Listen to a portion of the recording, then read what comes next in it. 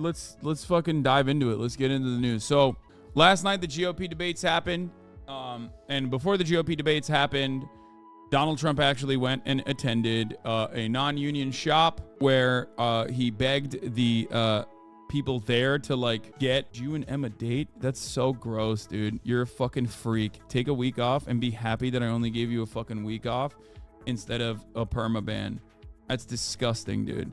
The fact that like immediately you just have to go for like some weird psychotic misogynistic parasocial shit is so frustrating. Like, what the fuck? Know better, be better. Like, gross and perverted. Oh my god, it's like frustrating from every fucking avenue. It's frustrating because you're immediately objectifying a woman. Okay, you're also doing that. You're also being incredibly parasocial and asking me about my fucking personal private life across the board in general, which I always get mad about. But like the notion that, you know, I can't be friends with a female coworker or even give them props without having like some romantic relationship is so fucked up. Do better. Isn't it conflicting for attendees that Trump was mentioning UAW at an intentionally non-unionized auto shop? I think people there understand why he's doing it. They're on Team Trump. Okay. I'm gonna stay positive and forget about that little mishap. Yeah, a lot of the people there weren't even auto workers, for the record. At the Trump shop. Did the Macy's send a playlist or not? Because if not, I'm just gonna get started. All right. Oh, he did? Nice. Thank you, the Macy's, for the playlist. Before we get into the Brandon impeachment inquiry, which is on the docket, fear not, let's talk about last night, okay? The GOP primary debates happened yesterday, and honestly, it was incredibly unproductive. It was very bad. It was very silly. It, in my opinion, made it look like... it made it look like Trump was the winner, as he always is in these situations, without even attending. But this time, actually doubly the winner due to not attending the fucking debate. Okay? It was so stupid. It was so incredibly stupid. Now, all jokes aside, the Bergmentum is alive. It's live and alive. My man Doug Burgum, the Burgum heads rise up, Burger heads rise up, went from 4.8% to 8.2%. Which of course is incredible. Chris Christie went from 14 to 14.9. Pence went down. Tim Scott went from 24.7 to 26.5. These are such marginal changes, though, that like, you know, this is, what is it called? It's not button polling, right? Like, I mean, all of this is like the worst type of polling you will ever get. But, you know, I want to believe it. I want to believe that it's real because I love Doug Burgum. This is all within a margin of error. Ron DeSantis getting like really, really marginal gains. Nikki Haley making 2.4% gains. Ramaswamy losing, and Tim Scott gaining. Interesting stuff. Ron always speaks over Latin woman burger. No, it's Doug. That's not food. That's not food to eat. Here, do you want this? Go over there. Go. Get it. Bergmentum is real, baby. Bergmentum is fucking real, okay? A little bit different than the way I assumed it would look. Nikki Haley, in my opinion, came out looking better than before. I was wrong about Doug Burgum. I said no change from before for Doug and Michael Pence and Ron DeSantis. Turns out Michael Pence lost according to this poll. And Ramaswamy lost like I called that correctly. And I was wrong, the most wrong on, I guess, Tim Scott, who I said was going to lose and came out looking worse than before. Again, this is my opinion. You know, apparently the Republican Party watchers responded positively to it. Okay. Pence saying he's been fucking a teacher for 30 years. What killed him? Yeah, that was nasty. He got real nasty with it. I thought that was odd. He got real fucking nasty with it. It freaked me out. I don't want to think about Michael Pence having sex. And it made me understand why they have policies like don't say gay in states like Florida, where, you know, they should, that policy didn't go far enough. That policy didn't go far enough. You should not say sex in general if you're Mike Pence. Okay. Very weird to say that you are literally dropping hot loads in your wife that you call mother for 30 years. Made me reconsider everything I know. I might be aromantic. Who knows? But yeah, here are some of the biggest moments and takeaways from the second GOP debate. We'll look at ABC News' coverage on it, but like overall, it's deeply unserious. The issues are basically who's going to nuke the Department of Education, who is going to kill more Mexicans at the border, or like who's going to invade Mexico harder. On Ukraine, they're all united except for Vivek Ramaswamy. On Ukraine, it's more like, no, we love giving money to Ukraine. We're going to keep doing that just like the Democrats are doing that. Who gives a shit? Shut the fuck up. Even though some like will try to criticize that a little bit from like the most pointless and the worst aspects of criticism. But basically, the most important part of this conversation was supposed to revolve around, oh, how can I forget? Wait, before I get into the abortion part, which is the most important part of the conversation, they also talked about who will kill more trans teenagers and trans people in general. But most importantly, they talked about something very important. Okay? They talked about China. If there is one group, if there's one country out there that's the most important country out there, it's motherfucking China. Okay? We are officially deep in the pocket, somehow never have left, but like certainly deep in the pocket of like xenophobic sentiment. It's just like China is the absolute worst country on the planet. They're genocidal. They're a dictatorship. We must stop them. They want Taiwan. They want to do a special military operation in Taiwan. Only we get to do special military operations in Mexico. Nikki Haley's exact words, pretty much. It's just it's basically. I mean, I don't know. I don't know how to describe it. It's just like completely psychotic, bloodthirsty. China's the biggest threat. China is coming for us. China is going to be eating our lunch. Vivek literally went as far as to say we need to ban the Chinese from our universities, which I think is pretty crazy. I mean, at least he's like interesting in his foreign policy, even though he's like completely out of his mind. Like Vivek literally was like, we got to ban the Chinese from our colleges, like, which is, or no, was that DeSantis? No, that was Vivek. I actually don't know. I actually don't know which one it was because like they all were so horny. Which one was the one talking about Confucianism? Yeah, the line about Confucianism and shit, that was Vivek. Yeah. Rhonda also said the China college stuff. It's cool. It's pretty sick. Good for our wonderful, brilliant, bold defenders of democracy and democratic institutions on that take up 50% of our duopoly in the political sphere. Very cool to think that this is like these are the guys who are in positions of power. America's in full cope mode. Yeah, I mean things will get much worse for even people like myself, who dare cut through that like insane psychotic nonsense, who don't just like toe the line of we need to kill the Chinese and the CCP. Like if you don't say that, and like in the next 10 years, I feel like if you don't treat China with the same level of like severity as you did in the immediate aftermath of 2001, like every Muslim person, people will just like hate crime you, I assume. You know what I mean? Like I suspect that's where we're at this point. So cool stuff overall. Like I signed legislation ensuring foreign adversaries like Chinese Communist Party cannot access Florida's schools, government, and companies, including banning Confucius institutes in our colleges and universities. That's so fire. Hell yeah, brother. Dude, I'll take it one step further. Gunpowder. Okay? Fucking Chinese invention, baby. Don't want that shit in my life. Okay? Get that out of here. No more gunpowder. Okay? We're not allowing that to happen.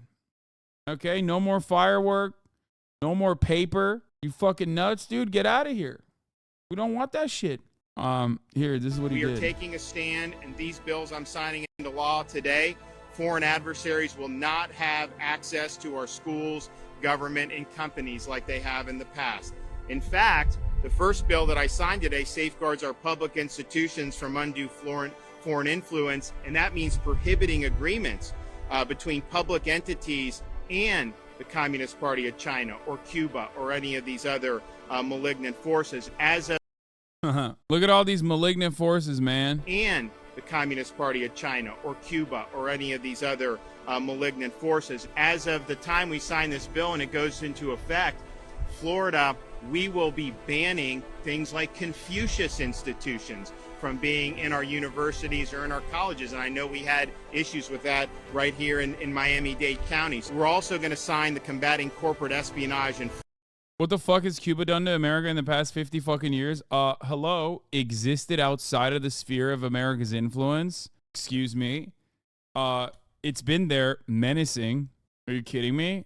How dare they not immediately commit ritualistic suicide as soon as they were no longer on the good side of the American administration after doing a fucking violent revolution? They should have all immediately fucking gotten together and killed themselves in ritualistic suicide because America did not like that the island was no longer a sugar plantation and a tourism destination for, American interests. So it's just like, you can't do that. That's not fucking allowed, So obviously, that's the most evil thing that they could have done. Florida Act. It creates new criminal offenses in Florida for the theft and trafficking of trade secrets.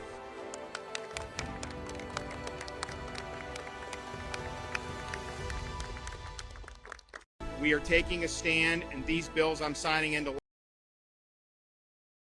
The Western media and political class have been pushing a new Cold War against China for years, from Tucker Carlson to Rachel Maddow to Fox and The Guardian, BBC, New York Times. They're manufacturing consent for war, and anyone who does not oppose it is complicit. Yes, 100%. If I were advising a would-be tough guy, Republican politician, I would tell him to say Reds instead of CCP. Like, this is Ross Douthat, you know what I mean? He's like literally a New York Times columnist. Like, he is supposed to be the sensible, rational, reasonable conservative. And they're so anti-communist and anti-socialist, but like, why? You know what I mean? It's like, the USSR has not existed. You know what I mean? Like, where is this coming from? Like, there's no enemy that you can like legitimately point to. You know what I mean? Like, what the fuck are you talking about? You won, bitch. I don't get it. It literally doesn't. America won so hard, it started doing America shit to Americans, which it never really stopped doing, but like much harder than it did previously. Like, I've been talking about like internal colonies on this broadcast quite frequently as of late, and it's like look around, man. Labor protections have withered away to a degree where like unionized shops in other nations, like foreign car manufacturers, can come to the United States of America and open up manufacturing facilities to take advantage of how low the wages are and how terrible the fucking benefits packages are. Like, it makes sense for those who have literally been under the thumb of the Western imperialist forces of the United States of America to go back and like take advantage of American manufacturing, because that's how cheap the fucking labor and the benefits lack of benefits package is here in the United States of America. So at this point, it's like, what are you fucking yelling about? Like, there is no towering, there is no specter haunting Europe. You know what I mean? It's just not. I don't, like, what is it? You just hate, like, even from the measurement of capitalists, like, China has been a net benefit to eviscerating extreme poverty at the global level. You know what I mean? Like capitalists like China. So it doesn't even make sense. They should be like, China is the worst. We have to fucking destroy them. Like, you can make the argument that it's like a state capitalist nation state that's like pushing towards maybe designing a social democracy. It goes in either direction. So it makes no fucking sense. And I suspect it's partially because they hate the power that they hate the power that central planning and state control has over the entire economy. I think centralization is the way to go for the future, and because no like patchwork neoliberal free market solution can withstand the power of a manufacturing of a government that is using all of its industrial forces to actually outcompete and destroy other nations at their own fucking game. So there's not like there's no way to fight back against that. That's why you see like in the EU they're talking about like Chinese subsidies on EVs and whatnot. That's why the free marketeers regularly engage in like, or try to now engage in trade protectionist attitudes, but like not trade protectionist attitudes that actually benefit the working class, but instead trade protectionism that benefits capital owners, right? Very odd. No way to fight back against that except by armed conflict, unfortunately. I just don't know. Bro, you don't line up the top of your beard? The fuck why? What do you mean? Why would I do that? The only thing I line up is the top of the hour, baby. And that comes at the top of every hour. And if you no longer want to see those ads, all you need to do is subscribe for $5 or free with a Twitch Prime by connecting your Amazon Prime account to your Twitch account. Most pro-capitalism people argue China only became successful because they have been mostly a capitalist nation in the past 20 years, but they haven't. It's not. Listen. Chinese development in manufacturing in some ways can be compared to another country that is a developing nation that also was a victim of much worse colonial violence, some could even say, that hasn't developed in a similar capacity. And that's like, obviously it's not a one-to-one comparison, but India. And India has communist forces as well, unfortunately, not as strong, but like there is no genuine ideological grip that controls the entire market. And when you compare both of these formations, when you compare their development, you see why one has successfully outmaneuvered the other. Yeah, think about that. Anyway, the 3-minute ad break is something you should also think about, unless you are subscribed, in which case you don't have to think about it. Here it is. But yeah, it's just like it doesn't. You know, there are comparisons you can make to two separate developing nations that are massive, utilized as a manufacturing hub. You know, it's a perfect comparison as someone who has lived in India as a Tibetan refugee and seen the growth my family in Tibet has gone through. Like areas that the Chinese have touched have developed rapidly, and that's not because they got fucking foreign capital, because there's plenty of fucking other countries that got foreign capital as well. It's what you do with that matters. Okay? If you have centralized planning and a legitimate interest in developing your nation, doesn't matter if you're like actually a communist or not, okay? I don't give a shit about that. If your goal is to take the gains and basically industrialize, collectivize, and urbanize certain areas and engage in rapid development, okay, then, you know, obviously one has been a superpower that no other nation has come near. This is my argument always, is that, you know, while there is some hyper-nationalistic sentiment expressed internally, it's very strange that people don't see it. The difference between China and India is that China tried to deal with the reality that there were too many farmers. They shanked in, and millions starved. India has never addressed the issue. What is this guy saying? The truth guy. What the fuck? I think he got banned. Anyway, ultimately, you know, you got to look at. It's interesting to think about that, by the way, because like the other issue with India is that like India has also gone through famine, but it's a direct result of colonialism rather than a failure of like it was a direct starving rather than a issue with miscalculation. So yeah. The attempts of industrialization, modernization between Turkey and Japan in the 1800s is also a good point of comparison. Turkey had too many competing factions who kept bickering and fighting, while Japan in the Meiji era crushed all dissidents. The emperor and his centralizing forces, which led to the beginning of the Japanese industrialization and imperialism.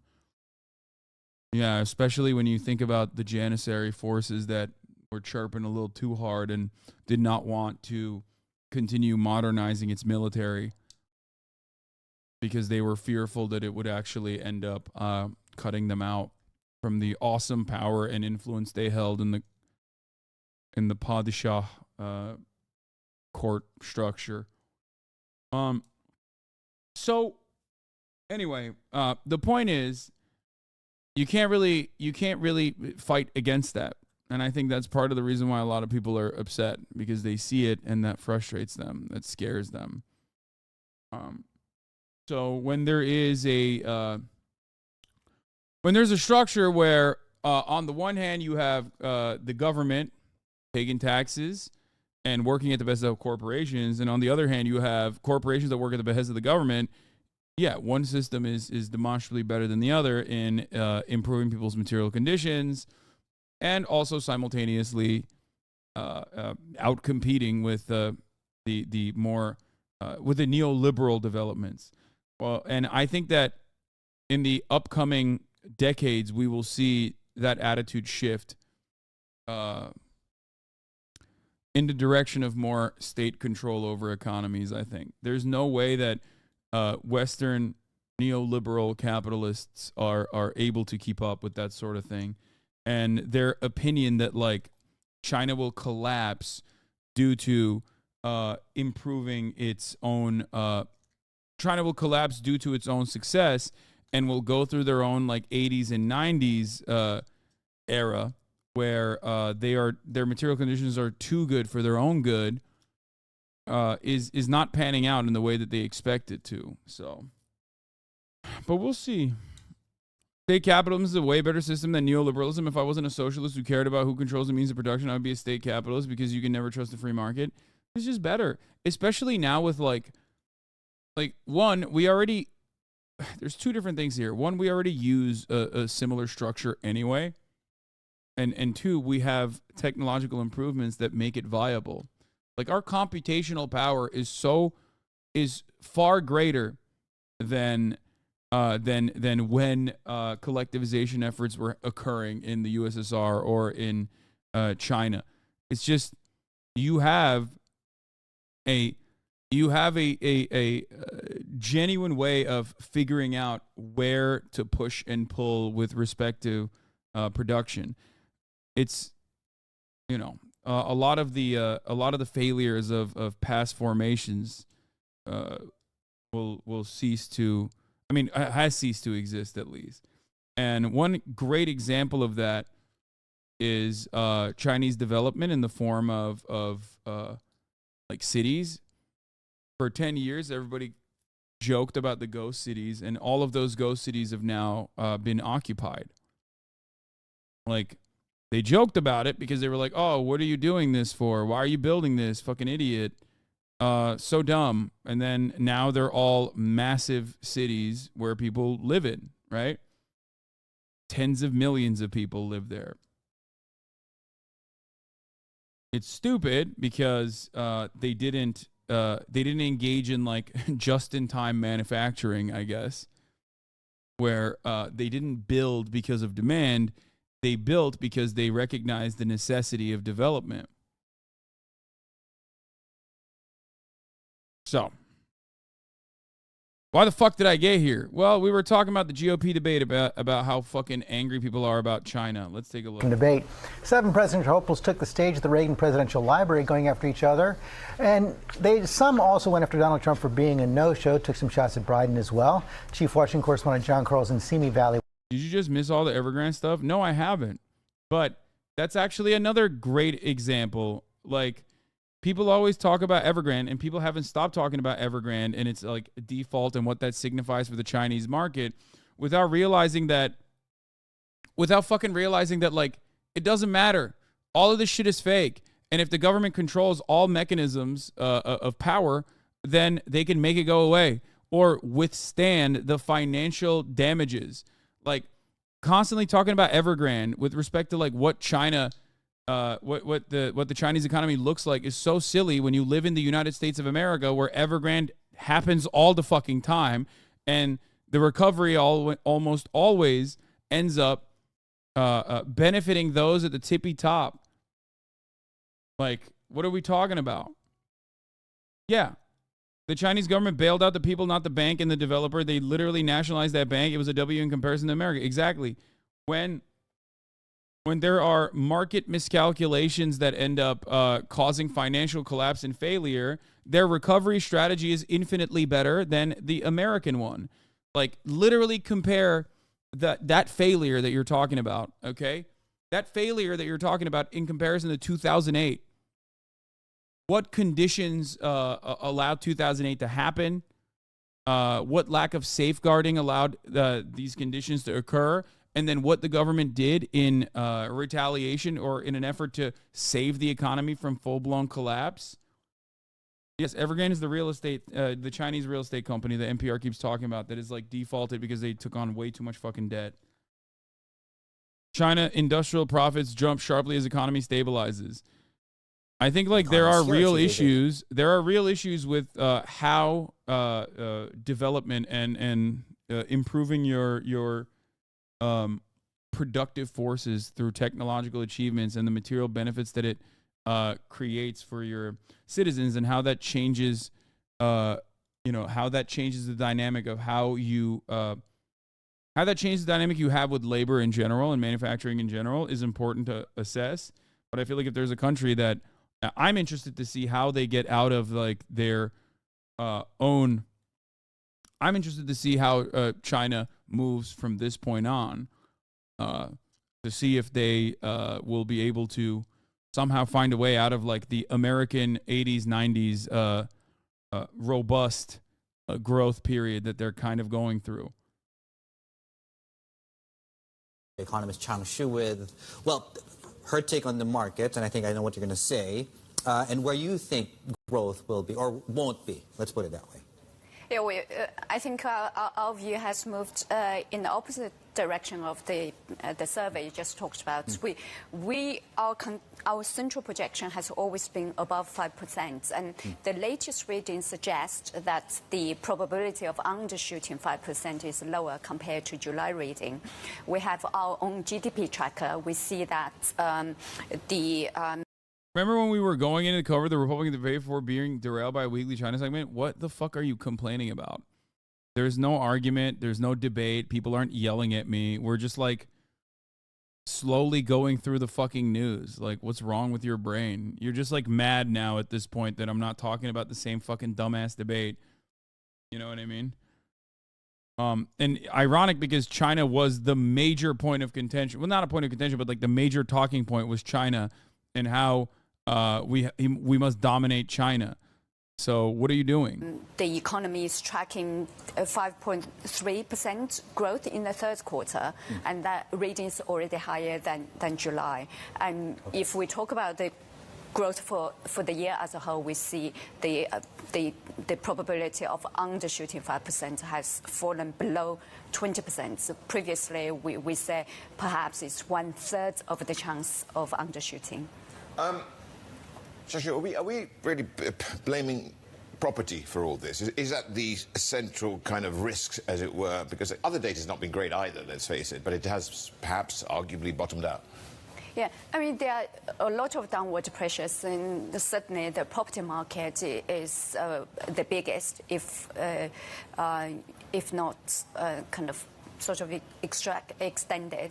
There are certainly pressures, as you alluded to. There are pressures coming from elsewhere. You know, the tourism, it was very hot during the summer, providing quite strong support for the economy. There will be some support coming out, coming from the long holiday.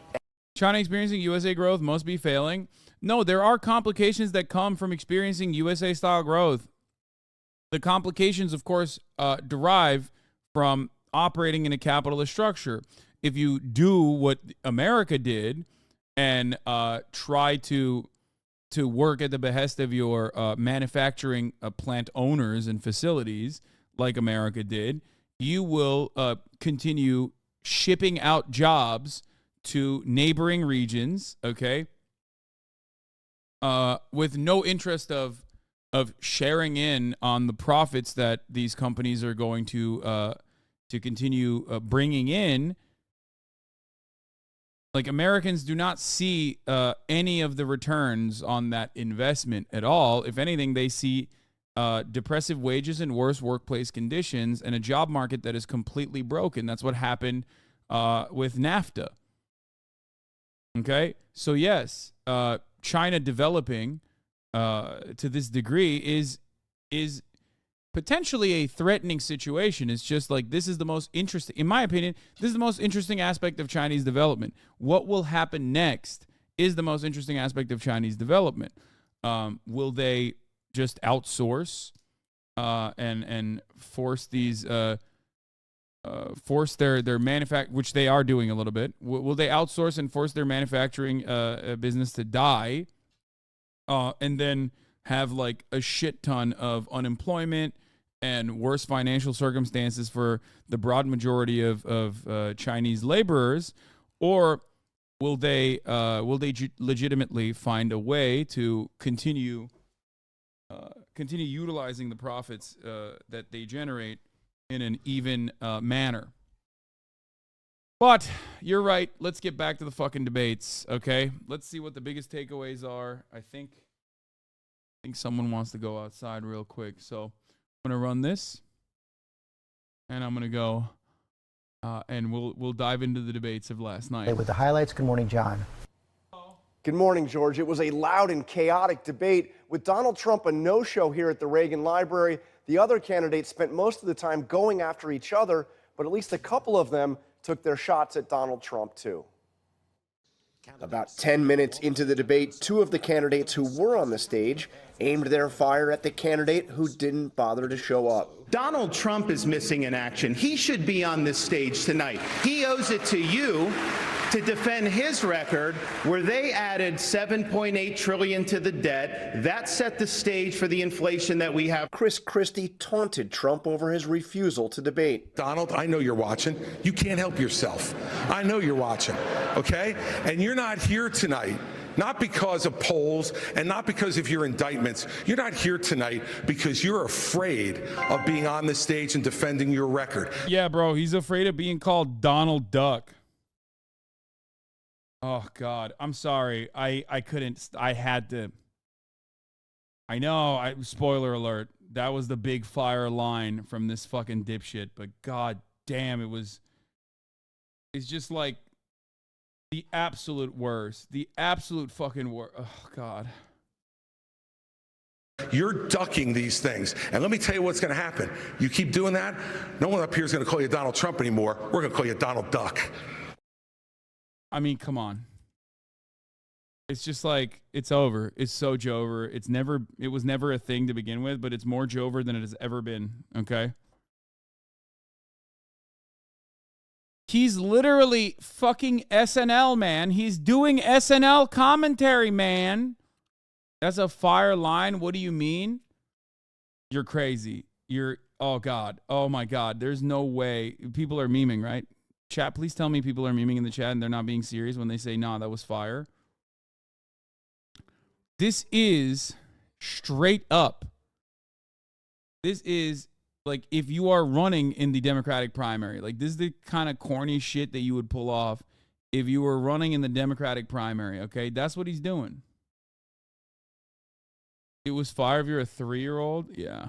But that was the only mention in the entire debate of Trump's indictments. And there was no mention whatsoever of this week's ruling by a New York judge that Trump's company had committed widespread fraud. It was an unruly debate with the candidates often talking over each other. This isn't productive. I want to hear about that. Let's have a policy debate. What's going on? The moderators repeatedly had to plead for the candidates to follow the rules. We cannot talk over each other. We must respect each other's time.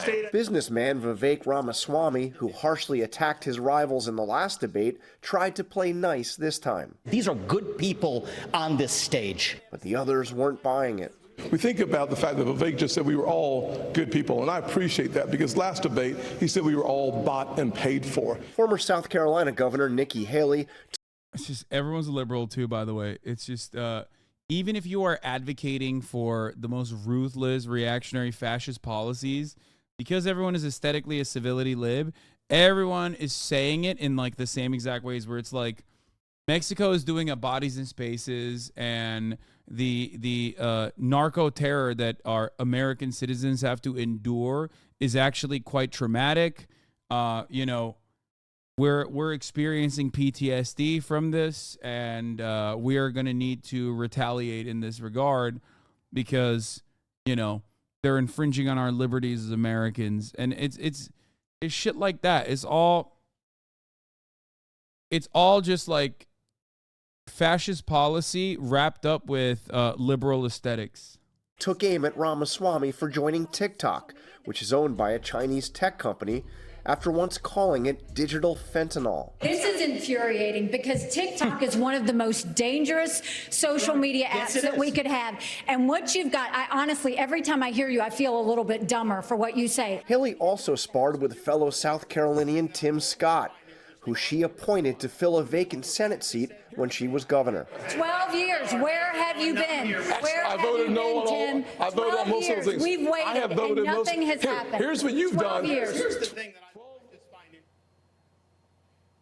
Trump spent the evening in Michigan speaking to workers at an auto parts plant, but he clearly, George, had the debate on his mind, telling Why is a British foreign man a judge on this debate of national importance? I mean, you also had, luckily, the Univision person as well. So, Fox.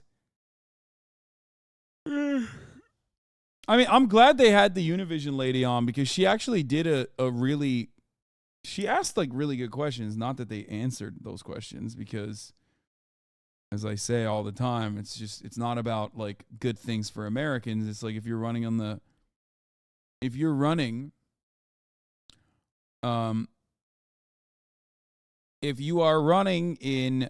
Republican primaries, your position has to be, I am going to do all the bad things and I will never allow the good things to happen. Okay? So even when they're like asking serious questions, you know, they immediately would just like resort back to psychotic perspectives. workers, quote, that the candidates were running for a job in his future administration or perhaps auditioning to be his running mate. Well, I guess I wonder if he has a point there, John. I mean, you look at the debate, and I wonder what the point of this debate is. If, with the possible exception of Chris Christie, right there, one mention on the indictments, no mention from the other candidates about the indictments, the civil lawsuits, the incendiary rhetoric where he's making death threats against people like the former chairman of the Joint Chiefs of Staff. I mean, Christie did take him on some of the substantive issues, took him on crime, on border, on his record. But it was remarkable how Trump basically got out scot-free, no major attacks on him from the other candidates besides, suggesting that he should have been there. The Trump campaign, for its part, has called on the RNC to cancel future debates and focus on Joe Biden. That's not going to happen. The big question is whether Donald Trump will show up at any of these. And I think we know what the answer might be. Okay, John Carl, thanks very much. Hi, everyone. George Stephanopoulos here. Thanks for checking. CNN anchor reacts to Pence's cringeworthy debate moment. The worst of their members and defending them. Why are they not reacting to Chris Christie's most cringy debate rather than moments? advocating for our kids? And when you have the President of the United States sleeping with a member of the Teachers Donald Union, Duck. there is no chance that you can take the stranglehold away from the Teachers Union every day. You mentioned the President's situation. My wife isn't a member of the Teachers Union, but I got to admit, I've been sleeping with a teacher for 38 years. And the full disclosure. Not allowed. Not allowed. It's done. It's done. It's over. You can't do that. You're not allowed to do that. It's really fucked up. No. Let's bring back the panel. Alice, Doug, Margaret, Shelby are here. Margaret, I think we've titled this Black Most Cringeworthy Moments from the debate. I can't. Why are they talking about education this way? To be honest, other than that, I mean, what else are they supposed to say about education? Like, everything else they said about education other than, like, Joe Biden is fucking his teacher wife, okay? And unionized teacher wife. And I'm fucking my non-unionized teacher wife. The rest of the conversation literally was like, we should just kill teachers. Like, if you're in the Department of Education, we're going to fucking hang you, okay? Like, That's the level of commentary we're engaging with. Obviously, I'm exaggerating. That's not what they literally said before you fucking go, actually, they didn't say that. But, like the final outcome that they're looking for is just, like, blowing up the building that has the Department of Education in it. Cringeworthy moment. To me, the cringiest part was just that everybody was yelling at each other. And it's like, hey, this whole group of 7 people is all trying to break through and displace Trump. And nobody's doing it because they're all yelling at each other. Have you said who you think has the best chance to win if others drop out? Oh, dude, I have no fucking clue. I guess maybe DeSantis, but I mean, he's looking like the main guy in the polls, but I don't think that he has the best shot. Nikki Haley. I genuinely don't know what will happen if Donald Trump drops out. Like, I just have no idea. It's chaos. I found it really hard to watch for the duration because of that dynamic. Yeah, Shelby Talcott, weigh in on that. Did you have the same impression? There is no chance. It was distracting. The entire debate was just largely people talking over each other. And the moderators at one point said, hey, listen, when you guys talk over each other, nobody can hear anything. And that was completely accurate. And so you ended up losing a lot of whatever they were trying to say because there were 3 or 4 people talking at the same time. And it was kind of a mess. It was kind of sloppy. And I think that they lost a lot out of it because of that. One person I kept hearing try to get in through the chaos was Tim Scott. It seemed like he was trying really hard to make a bigger impression. And one of the criticisms of him after the last debate was that he frankly missed an opportunity. He may not have made mistakes, but he missed an opportunity. Did he take his opportunity this time? Well, I think nobody worked harder to insert themselves and unfortunately unsuccessfully than Governor Doug Burgum. And, you know, Doug's got to work really hard to be successful at some of these things and really speak out, all Dougs. But clearly Tim Scott showed a lot more fire than we saw in the last debate and throughout the campaign. His campaign was saying this was going to be a big night for him, and it was. But again, we have to remember, what are these candidates running for? My prediction for Vivek after this is we're going to see him doing commercials on buying gold or sleeping pills or things like that, not as a serious contender for a cabinet position or president. It really it is fucked up that they did not do the Survivor bit. Like, why would you not talk about who you would write off the island, man? And then you left it up to fucking Christopher Christie to be like, Donald Trump. Fuck you.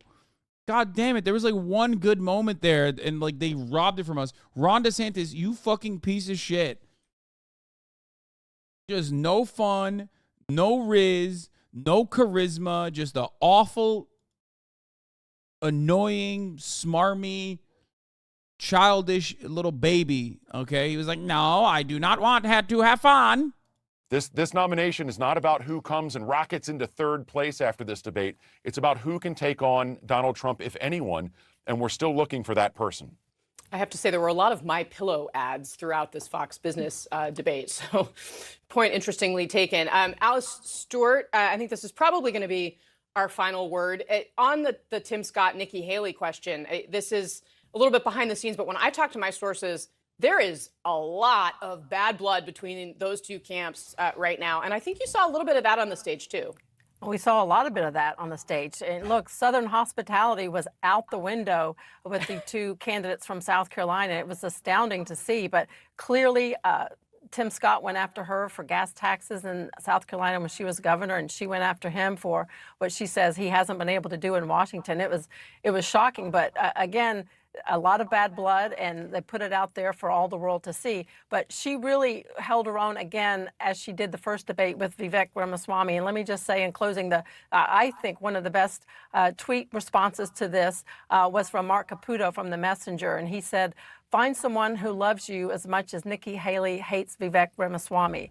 I think that pretty much sums up her performance on the debate stage. And by the way, Casey, the dynamic that we saw last night with Nikki Haley and Tim Scott is very reminiscent of Jeb Bush versus Marco Rubio. Mm-hmm. It's personal, it's state politics, it's about appointments to senates and loyalties. Earlier tonight. All right, let's actually hear from the voters. Scott Jennings We're silly enough to watch this. Hold on. out of his way to underscore the degree to bargain. which the campaign from here on out is all about Iowa. Iowa, he said, is everything. With that in mind, CNN's Gary Tuckman in Nevada, Iowa, with voters who watched the debate. Gary? Anderson, we're 110 days away from the first nominating caucuses here in the state of Iowa, and we have come back to the Hawkeye State to talk to Iowa voters who we watched the debate with. And we're actually in the same county we were in last month watching that debate, Story County, home of Iowa State University. We have some Iowa State people here because we want to see how their thoughts compare today to how they compared last month. It's nice to be here with you again. Thank you for inviting us. First thing I want to ask you, if you had to write a headline about this debate, what would your headline be? Shit show. Republicans angry that they agree with each other. Okay, you're talking about the commotion there. Yes? I'd say really good night for the free marketplace of ideas in the GOP. Oh my God, dude. Oh my God. Those words, you should be punished for those words coming out of your fucking mouth, dude. I swear to God.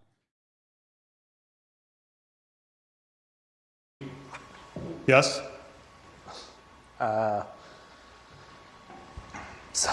Rude Republicans.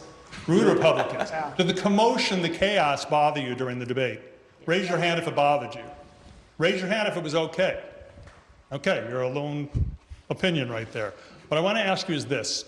When we were here last month, I asked the question, who do you think did best? Ramaswamy came in first, Haley came in second, DeSantis came in third last month. This month, who did you pick last month? I picked Haley last month. You picked Haley last month when you were here. Who did you pick today? DeSantis. Why? I feel like he represented himself well, and he did a lot to show that he is a true winner that he could win a general election. How about you? Who did you pick last month? I picked Haley last month. And this month? Haley as well. How come? I honestly think both Haley and DeSantis had excellent debates, and I think a lot of Iowans are up for grabs right now, and I think DeSantis has long been looked at as the main alternative in the race, and I think the fact that she has strong favorability, polls the best against Biden, had two strong debate performances, and when people meet her, they like her, and so I think that'll give a lot of folks a reason to look at her, so I just think she'll see a large boost, but I also think DeSantis did himself well tonight too. Last month, who did you pick? Haley. And today? Haley. And how come? Every single time she went to the debate, she's the fucking GOAT, dude. She was realistic, she had the facts, and she was strong. She showed what a true leader does, and she takes control. And I like that about someone who's running for president. They are someone who can exhibit a lot in themselves, and that's what she did. And last month, who did you pick? Vivek. And today? DeSantis. How come? I thought that DeSantis, because Vivek won the last debate, and I think that was the overall consensus, he was the target tonight. And so I think that took a lot of the personal attacks away from DeSantis, and he was able to speak to the issues more than everybody else. So I thought that was important. And I think what's interesting about this group is of these 18 people, 16 of them are undecided. They don't know definitely who they'll caucus for come January. 2 people have made decisions. This gentleman right here, who have you decided on? Doug Bergman. Okay, so you like Burgum. And you? Ron DeSantis, military veteran to Iraq. Okay, and what's interesting is none of you are ready yet to vote. Ron DeSantis didn't talk last night? No, he did. He did. He actually had, I think the second highest talking time. But it is interesting because he talks a lot in these debates, and yet he has, very little memorable moments. I don't know how. I feel like he has a way of saying a lot and still, coming across like he's not saying too much, I guess. To caucus for Donald Trump, the former president of the United States. Something that was brought up quite a bit tonight by Christie, by DeSantis. Is Donald Trump disrespectful to Republican voters like you for not being part of these debates? What do you think? No. Yes. No, yeah. How come? No. I just think that, it's his decision. It's a personal decision. And I think You're asking a bunch of Republican voters who, listen. Americans have like a cuck coefficiency, okay, that is significantly higher than the rest of the world. Okay? It's how much cuckoning and cuckoldry you will withstand without actually pushing back, right? In comparison to other countries, like America has probably the highest rate of cuckoning and cuckoldry that they will take in comparison to other nations. But ultimately, I would say that Republicans especially are the largest group of cuckolds. Cuckolding isn't a word? Well, it is now. And the reason why I say this is because, like, they regularly vote against their best interests, even when Republicans are openly stating it's against their best interests, right? So for that reason, asking Republican voters, prospective Republican voters, Donald Trump didn't attend the show. Don't you think that that's fucked up? Is never going to yield the responses that like normal human beings should give to that question, which is like, yeah, it's kind of fucked up that he doesn't think it's like, he's not taking this shit seriously enough. They're going to say, no, it's best for him. He told me it's the best thing to do. I'm going to shut the fuck up and I'm going to listen. That's what they do. That's what Republicans do. So why would you ask him that question? I think he feels like he has a lot of people that just know what he's about. He's been here several times. He's done several rallies. He's done lots of interviews. And so I think he probably feels like that kind of takes the place of him having to be on the debate stage. And I don't think he feels like he has a really good shot with what's happened in the past. Would you like to hear him talk about the abortion issue, for example? It bothered me, the abortion issue that's come up. Yeah. That he wasn't here. Okay. What about you? I think it's disrespectful that he didn't come to try to earn Iowans' votes, because so many people's votes are still up for grabs here in Iowa. And so not coming to try to earn that with the other candidates. Yeah, this is the one way to trigger an Iowa voter, by the way, is to make it seem like Iowa doesn't matter. Because, like, this is the one thing they have. Okay? Iowans are so goddamn annoying. Like, voters in Iowa are so goddamn annoying. This is what these motherfuckers are up against. Yeah, more Republicans see Trump as a person of faith than Pence and Romney, dude. Republicans, 53% of Republicans say that Trump is a person of faith. 14% of Democrats say that, and 19% of independents say that. When you ask the percentage of Republican voters who said, "Is this person is this political figure a person of faith?" 53% said Trump is, 52% said Pence is, and 35% said Romney is. Care to question why? Evangelical Christianity. Evangelical Protestantism declares Mormonism to be an aberration, an affront to God, devil worship. That is precisely the reason why Mitt Romney, despite being probably one of the more faithful people in Congress, like genuinely faithful people in Congress, they do not consider him to be a real Christian, because evangelical Protestants think Mormons are devil worshipers. That's right. This is also part of the reason why I say they would never in a million years vote for Vivek Ramaswamy. They fucking think Mormons worship the devil. Like, you're out of your fucking mind if you think they would vote for someone who's even outside of the Christian faith. Okay?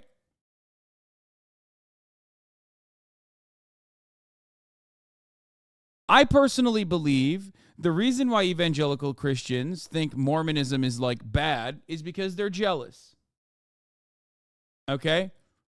Mormonism is the superior form of American Christianity. They believe that America is the chosen land by God. Jesus Christ is actually blonde and blue-eyed, literally did not allow black people to be a part of the religion, and thought that all evil came from being black. And when you were punished for your crimes, you would become black. Like, it is the most fundamentally American religion you could have. It literally centers around American exceptionalism, American individualism. Mormonism is the American religion. So much so that the American government aggressively pursued them for wanting to do polycules, which is really fucked up. Okay. I'm sorry, but that's not Christianity in any shape or form. Who's to say? Are you Joseph Smith, our holy Lord and Savior, who happened upon treasures left by God in upstate New York in a fucking backyard? No? Well, then shut the fuck up. What are we talking about? Trump himself has noted his policies benefited social conservatives. Oh, for the record, if you are confused, you're like, okay, well, you know, they think Mormons are devil worshippers, so they don't think that Romney is a real Christian or a real person of faith. Okay. Then what about Michael Pence? Mike Pence is a real person of faith, and I mean that as a pejorative, in a negative, okay? So why is Donald Trump considered to be more of a faith, by more people, a person of faith than Mike Pence? That's because, once again, evangelical Christianity has nothing to do with Christianity or following the good book or what the Lord teaches. It's about doing pain to your enemies. It's about vanquishing your foes, okay? There are demons everywhere, left and right, and we must vanquish them. And Donald Trump does so much better with the spiteful nonsense, despite the reality that everybody fucking knows deep down inside that he does not give a single fuck about religion. That's it. That's literally it. That's what evangelical Protestants want, and Trump gives it to them, okay? It's great. So yeah. That's what's going on here. But this also personally, I think, shows, for me at least, this shows that, like, they don't give a fuck about anything, dog. It's all vibes based. It's all vibes up and down, okay? That's it. Well, let's get back to this. I think is a sign of disrespect, and I don't think he earned anyone's vote by not coming. All right, here's what I want to ask, a show of hands now. Okay, I'm doing alphabetical order. Who you think did best during this debate? All of you. Burgum. 1. Christine. Wait till he finds out there's a current Mormon in chat. Me? What do you mean? I got no issues. I don't give a fuck. Okay, so his toughness didn't appeal to anybody tonight. DeSantis. 1, 2, 3, 4, 5, 6, 7, 8, 9. Haley. Bro is literally in the polycule tweeting or twitching at me. You know what I mean? He's like, man, listen. All of you. Burgum. Okay, I'm doing alphabetical order. Who you think did best during this debate? All of you. Burgum. One guy? Where are my burger maniacs at? Where are the burger heads at, dude? Are you fucking joking? Dude, he had it all, man. He fucking shut down the Latina lady over and over again in, like, a very racist way, in my opinion. Like, so much so that it like, after the fourth time, I was like, okay, this has got to be racist, right? But he just kept talking over her. Like, he just was like, listen, I'm from North Dakota. I've never seen someone that's not white. I'm sorry. Excuse me. I don't understand what's going on.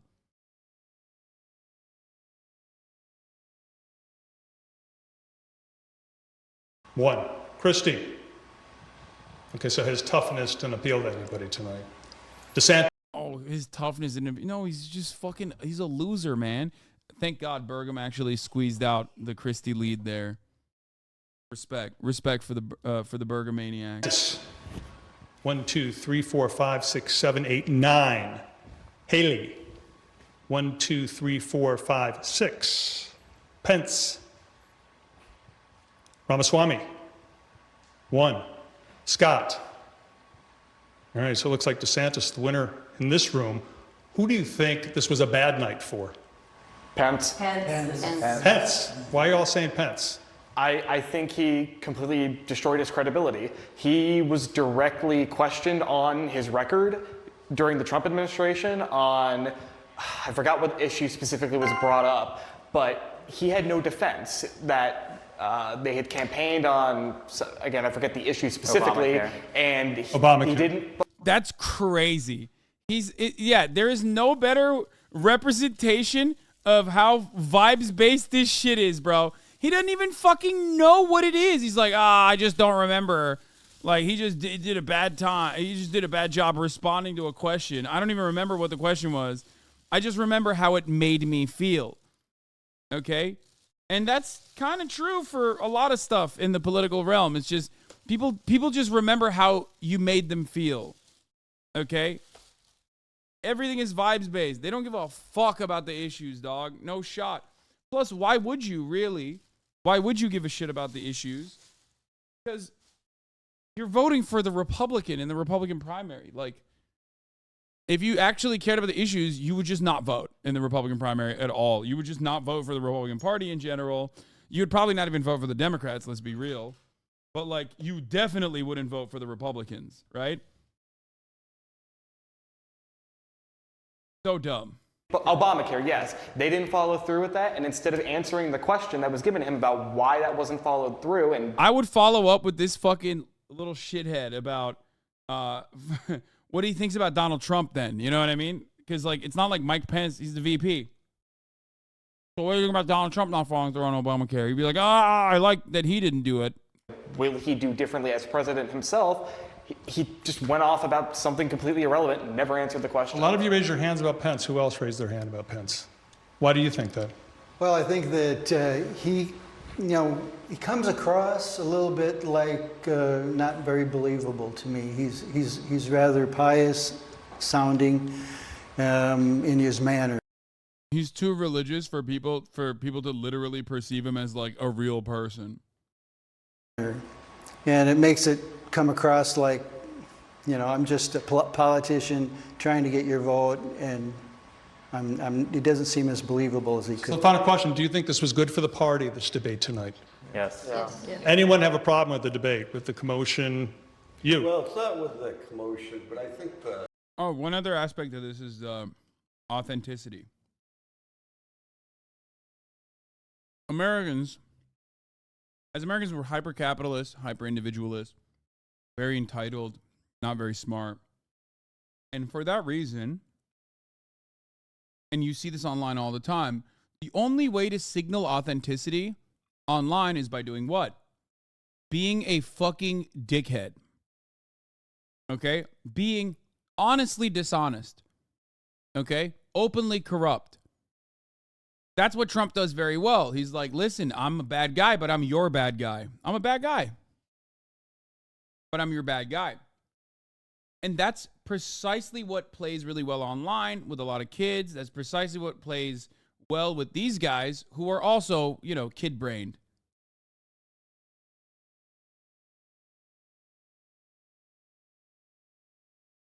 Because people think that if you are nice, well, no one is nice. I'm a bad guy, so everyone else must be a bad guy too. I'm deeply insecure about how I behave. I'm a bad guy, so everyone else that is a bad guy is also real, just like me. That's it. In many respects, that's why the vice signaling works so well. That's why they think like Donald Trump is a more authentic and more genuine figure than Mike Pence. Mike Pence, to a fault, is a sociopathic zealot, okay? He believes in his shit.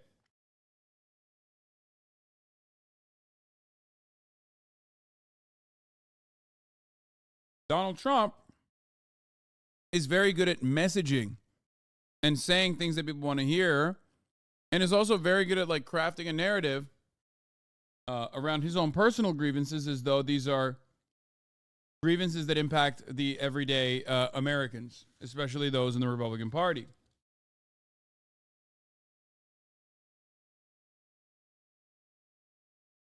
So just remember that. That's why I say it's all fucking vibes based. Format doesn't allow the issues to be expounded on by each individual. The moderators had way too many subjects, and they had one or two people speaking on each subject. I think there are too many people in the debate, and I think that needs to be ironed out. What a lot of these folks have told me today is they'd like to see microphones turned off at times. Is that correct? Yes. Right. Thank you all for inviting us. And as you can see, in this room at least, here in the state of Iowa, a good night for DeSantis. Anderson. Gary, thanks so much, and thank everybody in the room for us. Always fascinating to hear. It is, and so you're listening to Iowa voters there. I'm looking 1, 2, 3, 4. I've been in touch with some of the voters we're working with in Iowa and New Hampshire, and you get the same impression there in terms of the people who were for Haley going in were for Haley coming out. You see the reaction there with Gary's group. DeSantis doing okay, which is good for Haley and DeSantis, and it's better for Donald Trump because you keep the two people. If the potential breakout candidates are Ron DeSantis or Nikki Haley. Is there a third? No one, Ramaswamy maybe after the first debate, maybe he did come up some. But if they're all just trading those votes back and forth, and Trump stays at high 30s or 40s, and in some polls he's around 50 in these states. So the question is, there's another debate in, I think it's 42 days or 41 days from now. Number one, can anybody start to pull away into a solo second place as opposed to a bunch?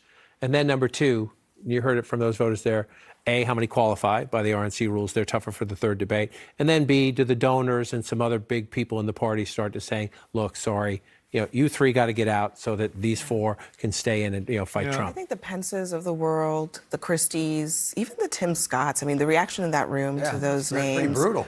It was brutal. And they're not doing what they said they set out to do by being in the race. It really raises the question. Tactically speaking, why don't they pull the Dems and consolidate with the one dude? Because Donald Trump is the Republican Party.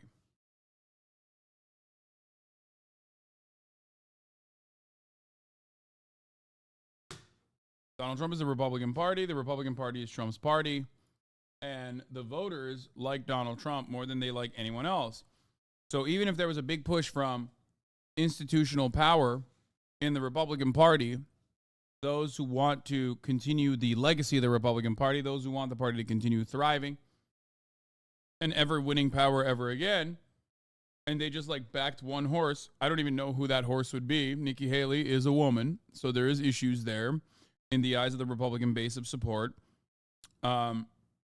And obviously, Ron DeSantis is fucking Ron DeSantis and is gross.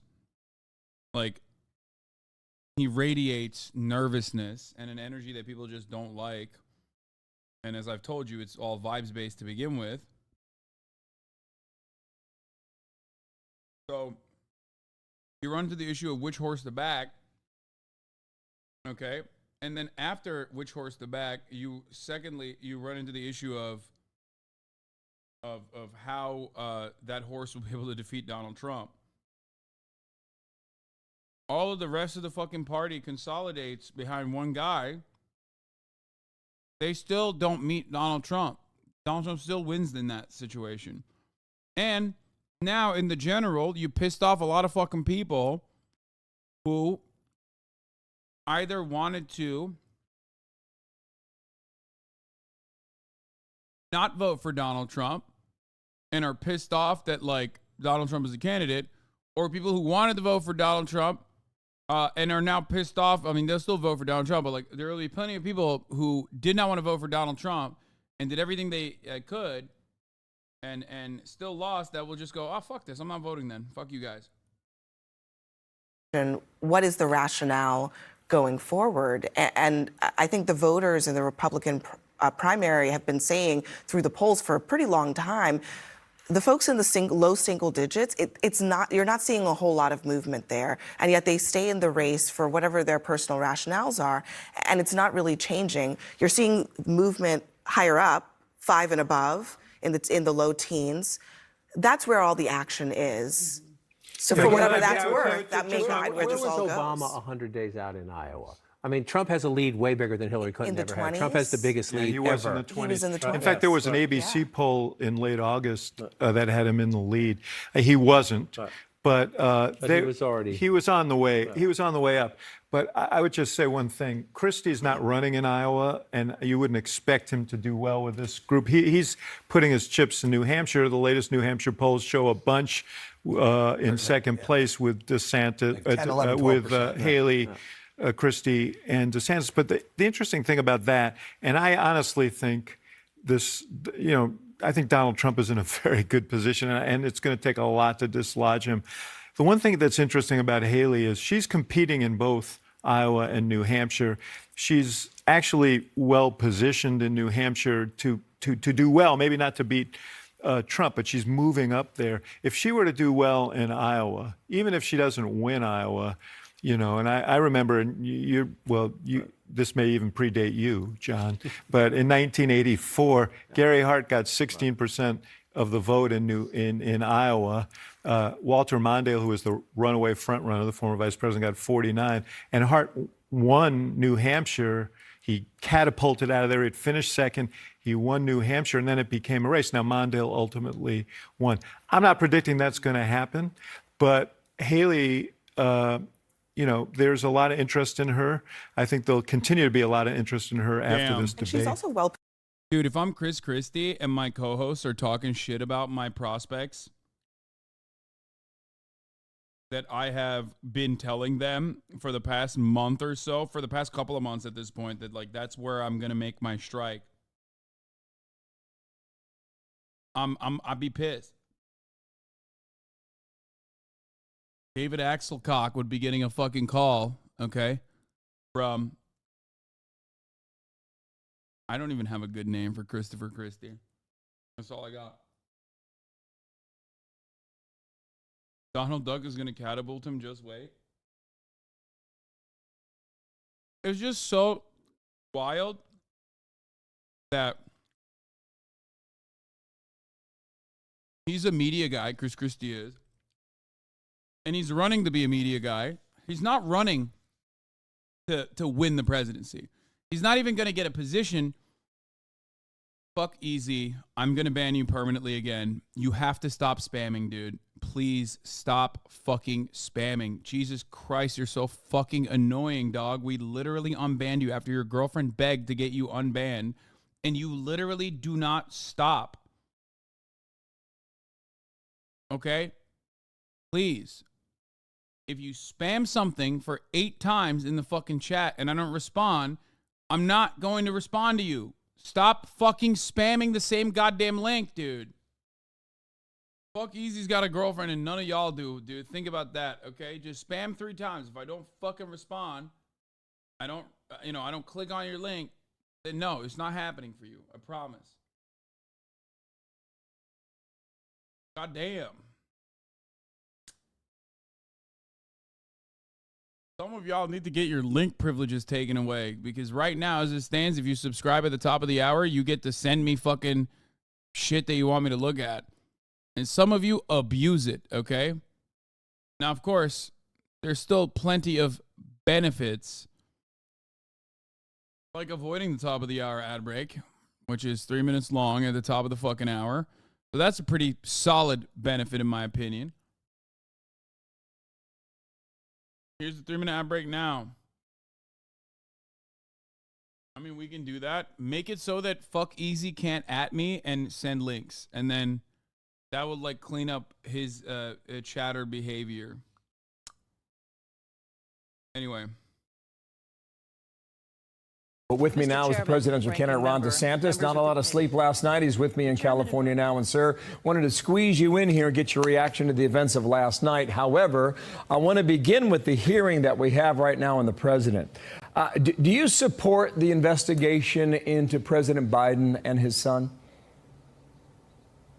Absolutely. This family is potentially the most corrupt presidential family in history. Joe Biden's already lied about the business dealings. We know that. We now see $250,000 going to Biden's address from China. So this stinks to high heaven. They're right to do it, and I support it. I would also point out that, when you talk about things like impeachment, one of the things is just violating your oath of office. And I look at what's happening at the southern border. He took an oath to support and defend the Constitution, make sure that the laws are faithfully executed, and he has absolutely defaulted on that obligation, and we see the carnage that's happened. So I think there's a whole host of things to look at, but certainly this corruption is real. They need to produce the goods, of course, but where there's smoke, there's fire. And here's the thing: if all this was on the up and up, I don't think he would have been lying about it for all these years. Now, we'll see how Republicans go during this hearing. Let's talk about last night quickly, okay? I thought one of your better moments was the top of the second hour when you were talking about education and your experience in Florida as governor. And then you went into... yeah, when he said he's going to ban the Chinese from attending universities, I thought that was fire, man. Thank you. I love that. What I think many would consider a rare moment. You talked about your military service. Watch here. Wait, what? Had a lot of opportunities to make money, but I wanted to serve. And I'll never forget coming back on the plane from Iraq, landing in Coronado, California, North Island, and feeling that breeze off the Pacific Ocean and say, you know what? I am lucky to have been born an American. And I think being able to serve, and I'll be the first president elected since 1988 who's actually served overseas in a war. Governor, the reason I wanted to play... Bro, he was a lawyer. He was a lawyer in the military. All he had to do was just say, yes, this kind of torture is legally permissible. That's what he did. He acts like he fucking saw combat, dog. Yeah, the only thing he fucking served was papers.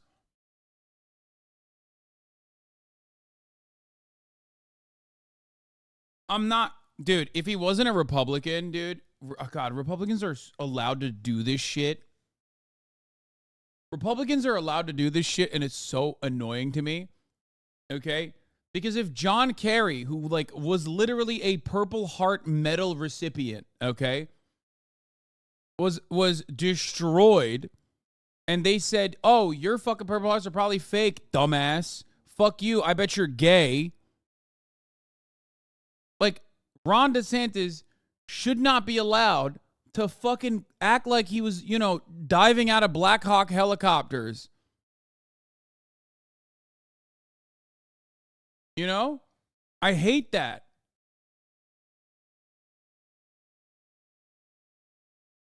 I hate that so much. John McCain was a, prisoner of war. And Trump was successfully able to say, hey, look, I like my fucking heroes that weren't captured, you know?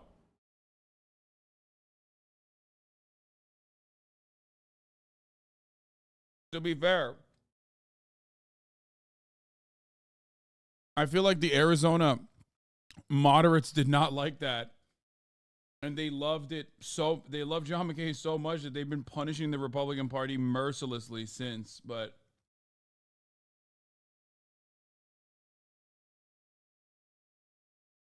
I mean, think about it. Like, I hate John McCain. I think John McCain's a fucking idiot. Who gives a shit? Well, I also think he's a based anti-imperialist hero that dropped many imperialist pig dog planes. But he said that, and then Arizona was like, okay, fuck you. All right, let's ball. Fuck it. We ball, dude. Arizona is the never Trump Republican state. Play that is because some Republicans have been critical of you because they believe you lack a bit of a personal touch. But that answer was different. Why'd you go there? Well, Bill, I think sometimes people want to know more. Damn, dude. Did you guys notice how he took the dick out of his mouth to ask that question for 1 second? That's wild. He's like, dude, a lot of people criticize you for being impersonal and like a lizard person, but you really came across as personable when you lied to everybody on the debate stage about how, like, you know, you were fucking serving and saw active duty in combat. About you. Now, my view on typically running, I want to tell you what I'm going to do for you. But when you're in a presidential situation, people kind of want to know what drives you. And, I just pointed out I was a blue collar kid working minimum wage jobs. I end up getting degrees from Yale and Harvard Law School, come out more conservative than when I went. I had a lot of opportunities to do very well financially. And coming from blue collar roots, I think most people would have took that. But I felt the obligation to serve. I left a lot of money on the table. But being able to wear the uniform, volunteering to go to Iraq, it's an important part of who I am, and I think as commander-in-chief, it will inform my judgments about how to do it. And then it was just interesting being back in California, where that was where we had deployed from, and that's where we came back, and so it brought back a lot of old memories. We actually did an event on Sunday night at the VFW in Coronado, so we had a lot of great veterans, and people are appreciative to have a veteran running for office. Let me try and squeeze in a few more before we get back to this hearing. In debate number one back in Milwaukee, You didn't go after Donald Trump, but last night you did. Why? Well, he's missing in action, Bill. This is something you have to earn. Nobody is. Dude, they are trying so hard. They're trying so hard to pump my man's stocks, dude. It's crazy. Like, he didn't do shit. He, like, barely snubbed Donald Trump, like, twice. Like, wow, remember when you daggered Donald Trump and destroyed him? Like, you hadn't done that before. It was really cool when you did that. Why did you do that? And it's like, did he do that? Is that the takeaway from anyone that watched that fucking debate? I don't think people are gonna. Like, I get it. Donald Trump is the god, right? He's the GOAT. He's the OG on the block. So obviously, like, any kind of criticism of him is seen as, like, way more aggro than it would. But, like, like Chris Christie's been out there dying to get pot shots at Trump, and nobody on Fox News gives a fuck. The one time DeSantis is like, where is Donald Trump? Why is he not here? Everyone's like, oh, man. Fox News is like, man, that's sick. Thank God. You did great, Ronnie boy. He is entitled to this. You know, I remember back in 2020, I had a big party in Tallahassee for that first debate that Trump did with Biden. And the reality is Biden beat Trump in that debate. Biden, and I don't know how you could lose to Biden in a debate, but that happened. And so we're in a situation now where we're not getting a mulligan on the 2024 election. We've had 3 election cycles in a row as Republicans where we've underperformed. Not in Florida. We set the standard in Florida. We got to get this right. We see the country's in decline. We can't just be content with managing this decline. We've got to reverse it. We need an American revival. I think what we've shown in Florida is that it is possible to do. President Reagan was somebody, when he came in, because we were at his library, people said it couldn't be done. We're in an era of limits, that the Carter performance was basically optimal at that point for America. Ronald Reagan rejected that, and I'm rejecting that here right now, and I have the ability to get the job done. So he owes it to the voters to defend his record, to defend the decisions he's made, and also to defend why is he running on the same program in 2016. I don't get it. Defend his record. You can't, on the one hand, claim your record is fire in Florida, and that's why you're winning in Florida, and then simultaneously be like, Trump needs to defend his record. You're Trump. You're literally, like, your appeal in the national politics sphere comes from you trying to be Trump. Damn, this guy's good.